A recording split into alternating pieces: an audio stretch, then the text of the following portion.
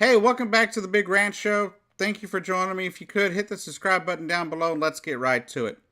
Now, this will be the last in my long form videos for the week. Starting on Sunday, you will see a series of short 3 to 4 minute videos for the most part over different topics. They'll all be listed also as well in my random rant section here on the channel. They'll be, like I said, about 4 to maybe 5 minutes long, and they'll be over different topics that I feel like doing here in just a little bit because they'll all get recorded today. But on to the news. The other day, Donald Trump made some surprising announcements about what he thought we should do with guns in this country. And conservatives' heads exploded, you would think, from the sounds of the way social media, Twitter, other things like that, and in the media went. I mean, it seemed like they just went off. It's like they just. It's like there's like their heads just exploded, like it popped like a zit. I really don't know what to think about it, but I thought what he had to say may have been a good idea. For these people that are known to be a potential violent threat, or have been reported as such, say a domestic violence, a person known for domestic violence or has been reported to be a domestic abuser, or they have a history of violence, or they have a history of police constantly coming to them, or terroristic threats coming out of them. He suggested you take the guns first and let due process have its run after you've taken the guns away. Because as we have seen in this country a number of times over the years, people who are, domestic abusers, their guns aren't taken away unless they're convicted. But before the trial can happen, sometimes they kill their spouse. Now, I'm not saying get rid of due process. I'm just saying take the gun out of the equation. Take the guns out of the equation while it's being sorted out in court. I think right here, Donald Trump is onto something. You had Mike Pence. He even kind of beat Mike Pence to the punch there, because Mike Pence was saying, if someone's been convicted of this kind of stuff, they should be blocked from having a gun. And Donald Trump says, I like taking the idea of taking the guns early. Take the guns early and they can't hurt nobody. And I completely support that. Donald Trump is 100% right on that. I also liked his other comments. He told the other Republicans in the room, he was like, y'all are scared of the NRA. He's not, as he puts it. Now, could his mind change later? Sure. But as it stands now, he said he is not scared of the NRA. Why? Because they can't buy him. Supposedly, he's got all this money. And I would think it's better to not be bought by the NRA. And I don't care what Marco Rubio says. When people give you as much money as the NRA gives Marco Rubio and other people like him, your opinion is swayed by that money. You can't tell me it's not. At that point, your money is not, your job is not taking care of your constituents. It's taking care of your huge donors. And that's why I believe we need to get money out of politics. I believe the Young Turks have a thing they're doing to try and fight money in politics with Wolfpack. If you haven't seen the Young Turks, I suggest you watch them. They give you better, even more in-depth stories. They have more reporters, more people to get more stories out. I suggest you check them out. The Young Turks are a really good source of information.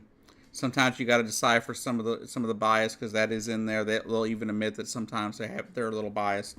At least they admit it up front, unlike the mainstream media. That said, though, I think Donald Trump is onto something here. Because if the shooter in Florida had been followed up on, and they put a restraining order where he couldn't have the gun, but the guns could be taken away until it was taken care of, I think this would be a great thing, because he wouldn't have been able to commit the crime. They would have gone through, they would have been able to see that he was a threat, that he had some kind of mental illness that should have kept him from having a firearm.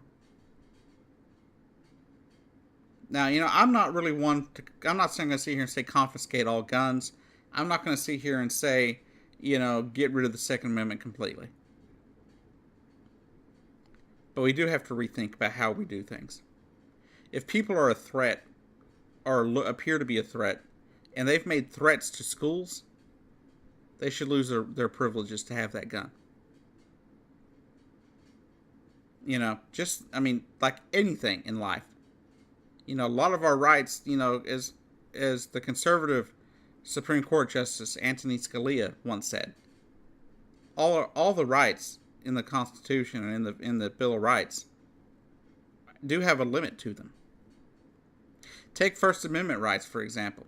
Those are limited. Obscenity laws have been upheld by the Supreme Court. I can't go off and drop all sorts of F-bombs in public in some places because you can be arrested for that. Courts have upheld that. You can't go posting nude pictures everywhere where children could see it. That's been upheld by the courts. I can't go to a movie theater and scream fire when there's not a fire without some kind of repercussion. So, if you ask me, that means the Second Amendment can be limited too. As well it should be. Because not everybody should have a firearm.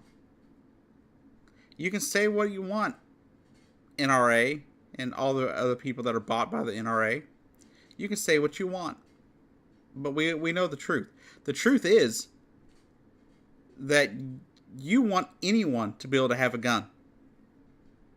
No matter their temper, no matter their anger, no matter their lack of mental stability, emotional distress, you want everyone to be armed. And what has that done for us? What has that done for us? That's right.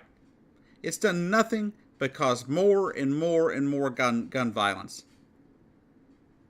More and more people are being, and I understand the argument, that, if you take their guns away, they'll just find something else to kill people with. Yeah, but you know what? It's a lot easier to shoot somebody and kill them with a gun than it is to kill them with a weapon, an up-close weapon. They can at least attempt to get away from you.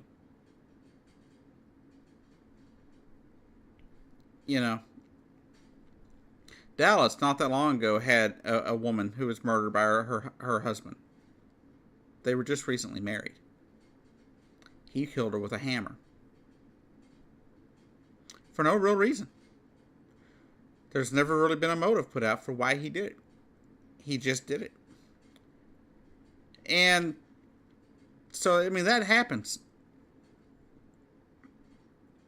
But in a lot of these cases, it's the gun.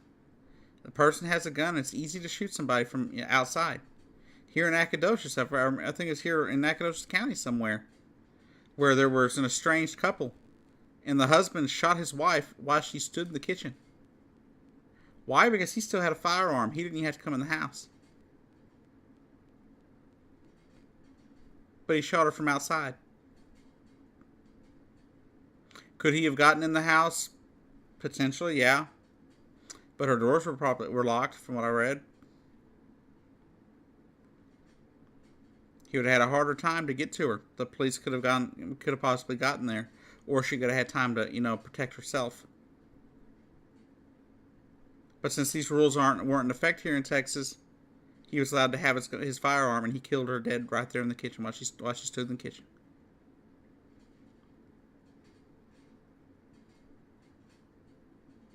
It's terrible stuff that happens with some of these people. I think Donald Trump is right, and you're not going to hear me say that very much over the next few years. You won't hear me say Donald Trump was right about hardly anything over the next few years. I'm sure of that. But he is right here. We need to take the firearms away from people that have made these threats and have a history of violence, especially when they've made a threat.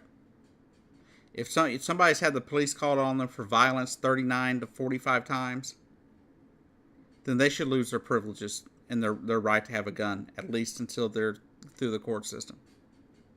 We also need to make threats, of violence like that a bigger. There needs to be a bigger penalty to that, with good jail time.